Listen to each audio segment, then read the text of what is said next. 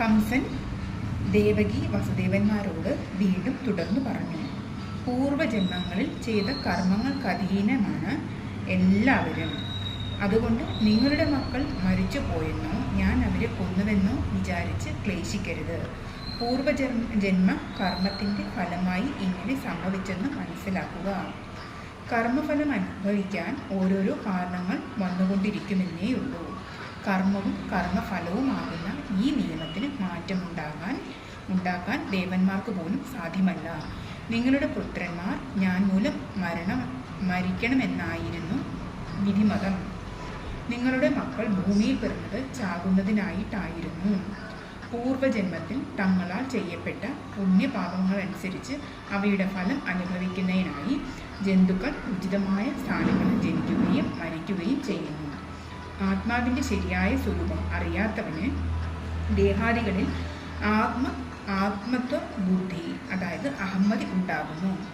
മണ്ണ് കൊണ്ട് ഉണ്ടാക്കപ്പെടുന്ന പാത്രങ്ങൾ ഉടയുകയും ഇല്ലാതാവുകയും ചെയ്യുന്നു, പക്ഷേ മണ്ണിന് നാശമുണ്ടാകുന്നില്ല. അതുപോലെ ജനന മരണങ്ങൾ ദേഹത്തിന് സംഭവിക്കുമ്പോഴും ആത്മാവിന് വികാരമുണ്ടാകുന്നില്ല. ആത്മാവ് ഏകരൂപനായി തന്നെ ഇരിക്കുന്നു. ജീവാത്മാവ് പരമാത്മാവ് എന്നിങ്ങനെ രണ്ടും ഏകമാകുന്നു. പരമാനന്ദാമൃതമായ ഏകമാകുന്നു. ഞാൻ വേറെ അവൻ വേറെ എന്ന ഭാവനയുണ്ടാകുന്നത് ആത്മാവിൻ്റെ ശരിയായ സ്വരൂപം അറിയാത്തതുകൊണ്ടാണ്. ബോധം നേടിയവരായ ജ്ഞാനികൾക്ക്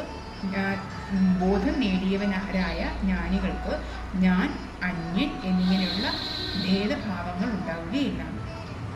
അവർക്ക് ജനന മരണാദി ദുഃഖങ്ങളും ഉണ്ടാവുകയില്ല. ഇത്തരം നീതികളെപ്പറ്റി ഞാൻ അധികം പറയേണ്ടതില്ല.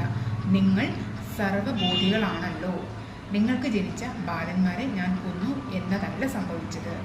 പൂർവജന്മപാപങ്ങൾ മൂലം അവർ ഇങ്ങനെ ജനിക്കണമെന്നും ഞാൻ അവരെ കൊല്ലണമെന്നുമായിരുന്നു വിധിയുടെ നിശ്ചയം. അതോർത്ത് നിങ്ങൾ എന്തിനാണ് ദുഃഖിക്കുന്നത്? ഇതെല്ലാം തന്നെ മായാവൈഭവമാണെന്ന് ഓർമ്മിക്കുക. ആത്മജ്ഞാനം സിദ്ധിച്ച രീതിയിലാണ് കംസൻ സംസാരിക്കുന്നത്. തുടർന്ന് താൻ ദുഷ്കർമ്മങ്ങൾ ചെയ്തു പോയത് അജ്ഞാന നിമിത്തമാണെന്നും പറയുന്നു. എങ്കിലും കംസനിലെ ദുഷ്ടത അവസാനിച്ചിട്ടില്ല.